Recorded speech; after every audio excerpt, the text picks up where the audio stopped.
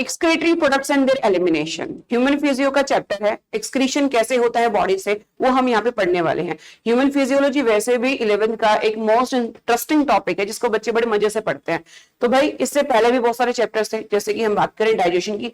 Digestion तुम्हारे syllabus से deleted है, ना तो वो नीट में आना है ना ही आपके सीबीएसई फॉर्म में आना है। तो स्टार्ट करते हैं excretory products and there elimination. मैं कल प्लेलिस्ट देख रही थी तो उसके अंदर मैंने क्या देखा कि भी सब चैप्टर्स की वीडियोस डली हुई हैं, बस इस चैप्टर को हमने ना वेनक्यू एलिमिनेट कर दिया। शायद इसका नाम एलिमिनेशन था तो हमने इसको भी एलिमिनेट कर दिया। तो इसको स्टार्ट करते हैं हम। नाम है चैप्टर का, अरे भाई हम लिखेंगे excretory products and there elimination.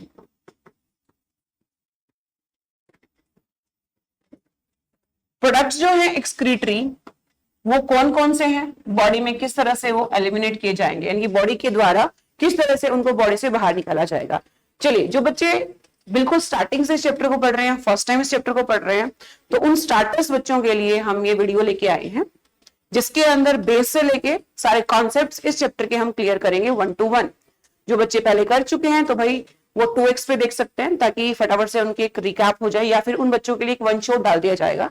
तो ये चैप्टर मैं करा रही हूँ उन सभी बच्चों के लिए जो फर्स्ट टाइम, यानी ये 10th के जो नन्हे मुन्ने बालक जो 11th में आए हैं, उन बच्चों के लिए टॉपिक मैं करा रही हूँ यहाँ पे, ताकि बेस से उनको उठाएं और सारे के सारे कॉन्सेप्ट जो है हम यहाँ पर क्लियर करने की कोशिश की जाएगी भाई।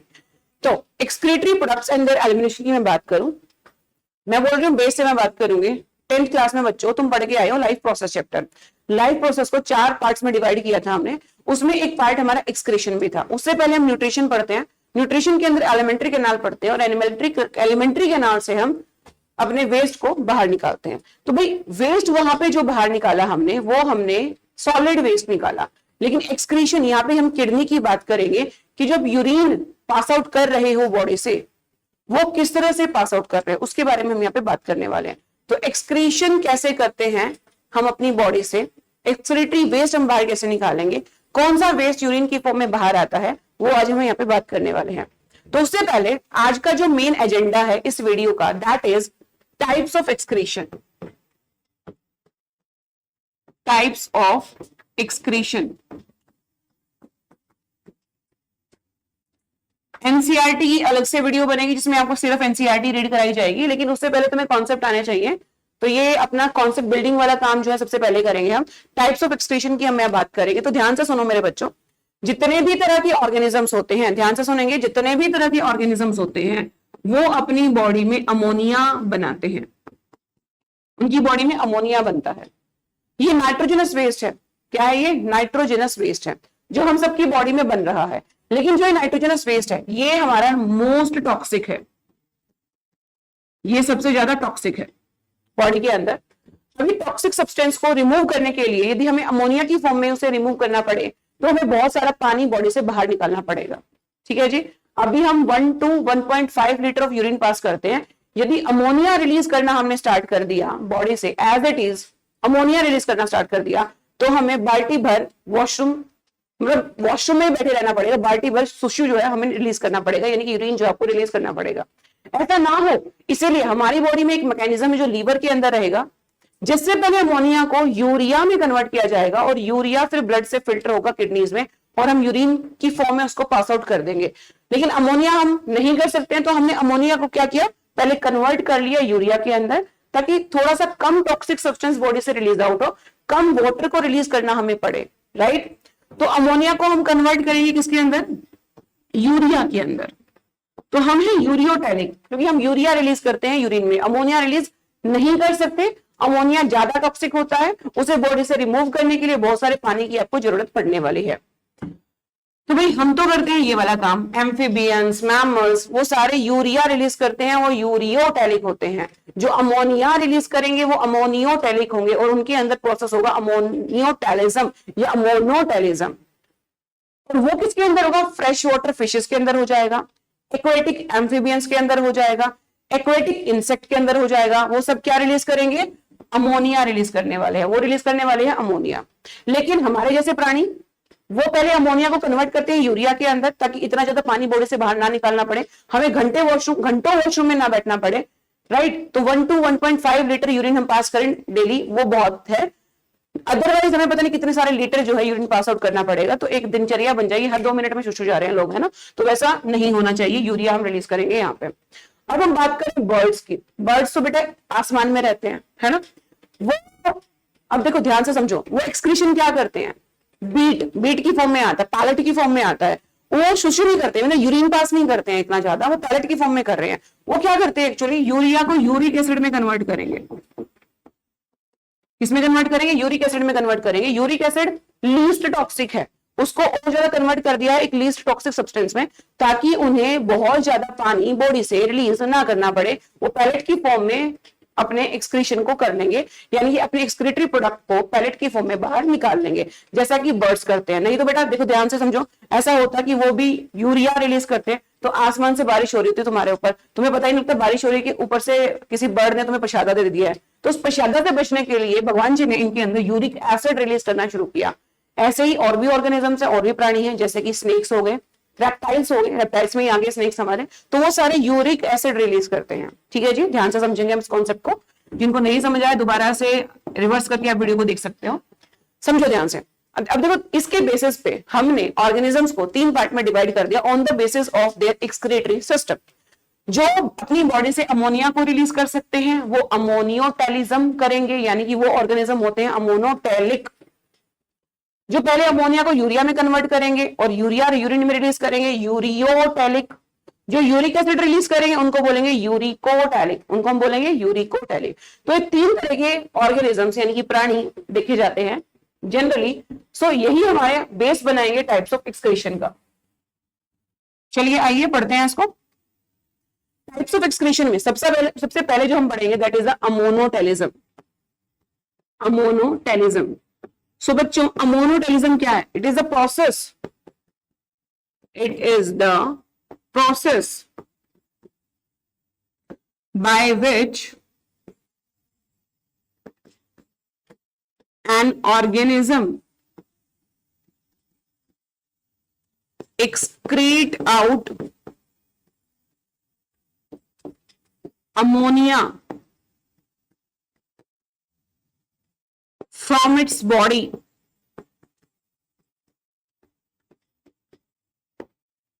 and that organism को हम बोलेंगे उस टाइम पे ammonotelic organism.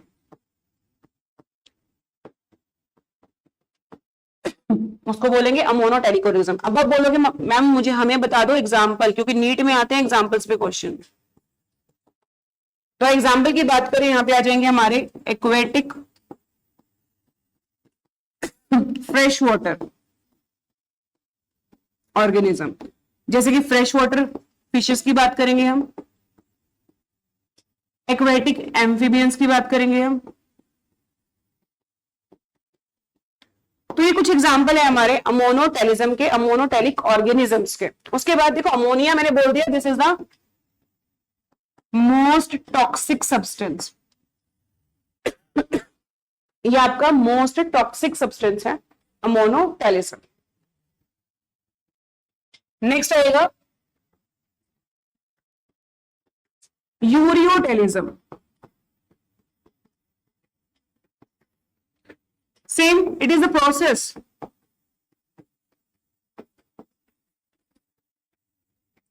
by which an organism excrete out urea from its body। और बच्चों उस ऑर्गेनिज्म को हम बोल देंगे यूरियोटेलिक ऑर्गेनिज्म। यूरियोटेलिक ऑर्गेनिज्म, तो ऑर्गेनिज्म का नाम है यूरियोटेलिक, प्रोसेस का नाम है यूरियोटेलिज्म। इस बात का ध्यान रखेंगे हम लोग। अब इधर मैं एग्जांपल की बात करूं, इसमें आप मैमल्स लिख सकते हो, अभी एनसीईआरटी को भी देखेंगे हम। मैमल्स लिख दिया, इसके साथ साथ टेरेस्ट्रियल, टेरेस्ट्रियल, एम्फीबियन भी लिख सकते हो। तो ये कुछ एग्जाम्पल है हमारे यूरियोटेलिज्म के।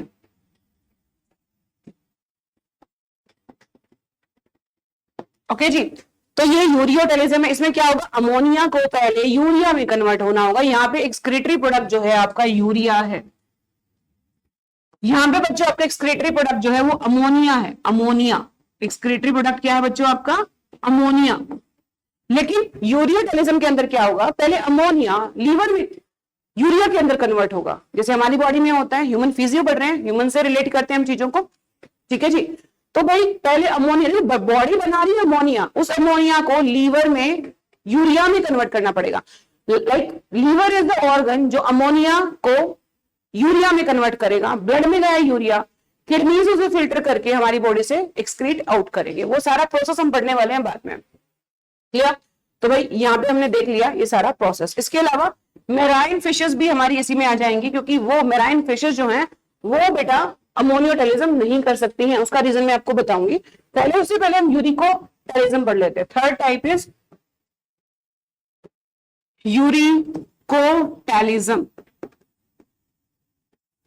तो यूरिकोटेलिज्म क्या है, इट इज द प्रोसेस, फिर से वही कहानी, it is the process by which an organism secrete out या excrete out, secrete से ज्यादा हमें लिखना चाहिए excrete out, क्या करेगा, uric acid from its body। और इस तरह के ऑर्गेनिज्म को हम बोल देंगे यूरिकोटैलिक ऑर्गेनिज्म। यूरिको, वो यूरियो था, ये यूरिको हो जाएगा, यूरिकोटैलिक ऑर्गेनिज्म, क्लियर। तो ये हमारा हुआ यूरियोटेलिज्म, यूरिकोटेलिज्म सॉरी। अब इसमें कौन आ जाएंगे आपके, इसमें आ जाएंगे आपके birds,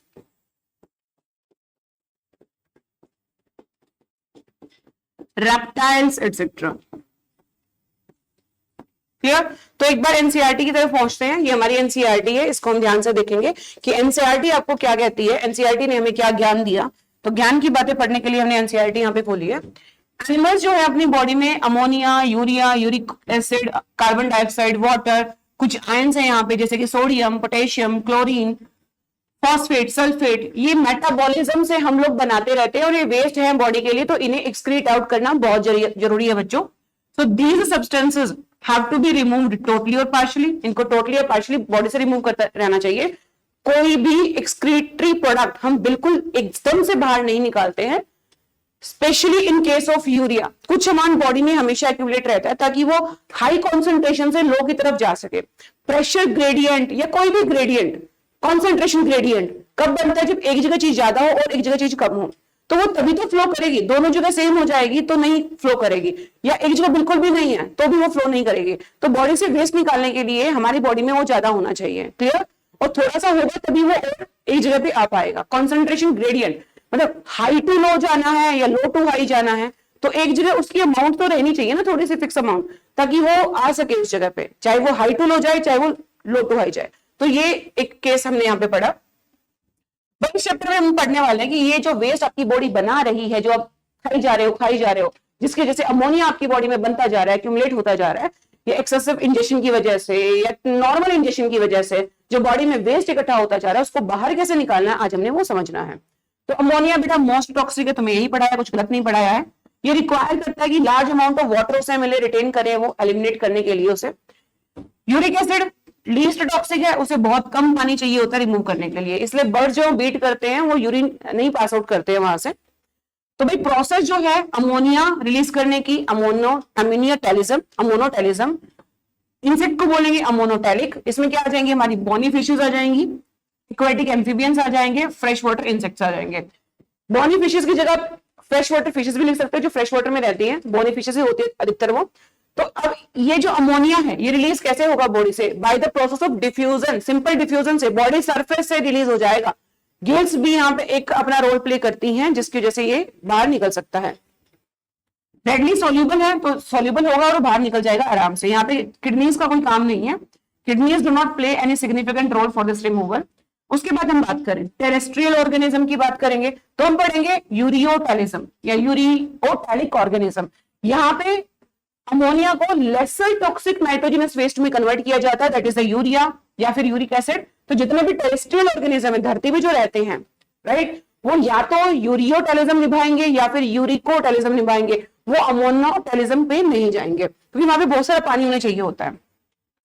ammonia produced by the metabolism, उसको कन्वर्ट करना पड़ेगा यूरिया के अंदर और ये प्रोसेस होता है लीवर के अंदर, यही पढ़ाया है आपको, जो कि ब्लड में जाएगा, ब्लड से फिल्टर होगा किडनीज के थ्रू और फिर यूरिनरी ब्लैडर में वो स्टोर हो जाएगा। Some amount of urea may be retained in the body और द किडनी मैट्रिक्स, ताकि वो एक ग्रेडियंट बन सके, ताकि ऑस्मोलैरिटी जो है हमारी वो बन सके। तो आयन सारे के सारे बाहर नहीं करते हैं हम, कुछ अमाउंट हमारी बॉडी के अंदर रहता है हमेशा के लिए। अब ऐसे ऑर्गेनिजम्स कौन कौन से हैं उनको देख ले हम, जो कि यूरिकोटैलिज्म या फिर यूरियोटैलिज्म को निभाते हैं। तो ऊपर हमने देख लिया यूरियोटैलिज्म में हमने देख लिया कि टेरेस्ट्रियल ऑर्गेनिज्म वहां पे रहेंगे, मैमल्स हैं, टेरेस्ट्रियल एम्फीबियंस हैं। मैराइन फिशेस, ध्यान से समझो भाई, मैराइन फिशेस यानी कि जो समुद्र के अंदर फिश रहती है वो भी तो पानी के अंदर है, लेकिन ध्यान से समझेंगे इस कॉन्सेप्ट को हम। फ्रेश वाटर में आयंस कम होते हैं, मैराइन वाटर में सोल्ट की अमाउंट बहुत ज्यादा है, आयंस बहुत ज्यादा है। तो केमिस्ट्री के फंडे को हम समझे, पानी में सोल्यूट पार्टिकल ज्यादा है तो सोलवेंट कम हो जाएगा, यानी कि वाटर कम हो जाएगा।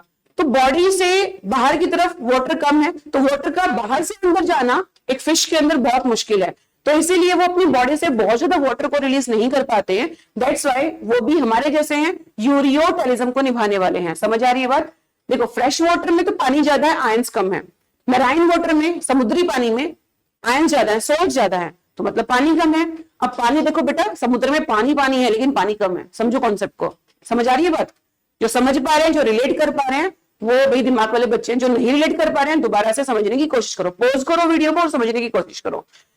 समुद्री पानी में आयंस ज्यादा है, सोल्ट ज्यादा है, तो भाई पानी कम हो गया। केमिस्ट्री के फंडे आप समझते हो तो समझ सकते हो। तो बॉडी के अंदर पानी का जाना मुश्किल हो जाएगा क्योंकि वो चलता है high concentration to low concentration. तो भी देखो समझो, पानी बहुत ज्यादा ले लिया लेकिन उसमें सोल्यूट भी आपने उतना ही डाल दिया तो पानी कम हो जाएगा। क्लियर?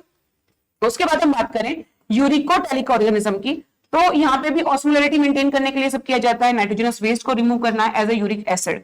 तो ये किस किस के अंदर होगा, वो हमारे ऑर्गेनिज्म है, रेप्टाइल्स, बर्ड, लैंड स्नेल्स और इंसेक्ट्स, ये सारे यूरिकोटैलिक होते हैं। तो मेरे प्यारे बच्चों, ये आपकी 3 तरह की एक्सक्रीशन हमने पढ़ी, ठीक है जी। तो एक्सक्रीशन में हमने देखा कि 3 तरह की एक्सक्रीशन है, अमोनोटैलिज्म, यूरियोटैलिज्म, यूरिकोटैलिज्म। अमोनोटैलिज्म जो पानी में रहते हैं, और पानी भी कैसा होना चाहिए, फ्रेश वाटर होना चाहिए, समुद्री पानी नहीं होगा। समुद्री पानी होगा तो समुद्र में पानी कम है। पानी कम है का मतलब क्या है, उसमें सोल्यूट ज्यादा है, सोल्ट ज्यादा होता है उसके अंदर, और भी बहुत सारे आयन ज्यादा होते हैं। जिस वजह से फिश की बॉडी के अंदर पानी नहीं जा सकता क्योंकि एज कंपेयर उसकी बॉडी में सोल्ट कम है तो वो नहीं जा सकता। कॉन्सेंट्रेशन ग्रेडियंट कहता है कि मैं तो हाई टू लो ही जाऊंगा यहाँ पे इस केस में। लेकिन अमोनोटैलिज्म के केस में उसकी बॉडी सरफेस से उसका जो अमोनिया है अपने आप रिलीज आउट हो जाता है बाहर की तरफ, बाहर पानी पानी है, वहां पे सोल्यूट पार्टिकल कम रहते हैं। नेक्स्ट हम बात करें यूरियोटैलिज्म की, तो यूरियोटैलिज्म में आप यूरिया रिलीज कर रहे हो, अमोनिया को पहले आपकी बॉडी यूरिया में कन्वर्ट करेगी, जो कि अमोनिया से थोड़ा सा लीस्ट टॉक्सिक है। अब इतना ज्यादा बॉडी से पानी बाहर निकालने की हमें जरूरत नहीं होती है, इसलिए हमने वहां पे क्या किया, यूरिया बना लिया। लीवर ऑर्गन है वहां पे जो कि इसको कर रहा है, ठीक है जी। तो वहां पे एक साइकिल चलती है, वो साइकिल आपके सिलेबस से टोटली डिलीटेड है। हम लोगों के टाइम पे हमें पढ़नी पड़ती थी, लेकिन तुम भाई बड़े समझदार हो, अब तुम्हें यूरिया साइकिल ऑर्निथिन साइकिल पढ़ने की जरूरत नहीं है। सिलेबस कम हुआ है लेकिन तुम्हारा जो डर है वो दिन पे दिन बढ़ता जा रहा है, सिलेबस कम डर ज्यादा, पता नहीं क्यों ऐसा हो रहा है। तो यूरियोटैलिज्म हमने देख लिया। उसके बाद हम बात करें यूरिकोटैलिज्म की, तो बर्ड जो है वो यूरिन पास आउट नहीं करते, वो बीट देते हैं, मतलब पैलेट की फॉर्म में उनका एक्सक्रीटरी प्रोडक्ट बाहर आता है। अब समझो ध्यान से, अब बर्ड आसमान में और आपके ऊपर वो कर दे सुशु सुशु, तो भाई लगेगा कि बारिश आ रही है, लेकिन बारिश नहीं आ रही है वो, और ऐसा हो भी नहीं सकता क्योंकि यूरियोटैलिज्म में बर्ड बेचारा यूरिया रिलीज नहीं कर सकता है, बर्ड तो कर ही नहीं सकता है क्योंकि यूरिकोटैलिज्म निभाएगा वो।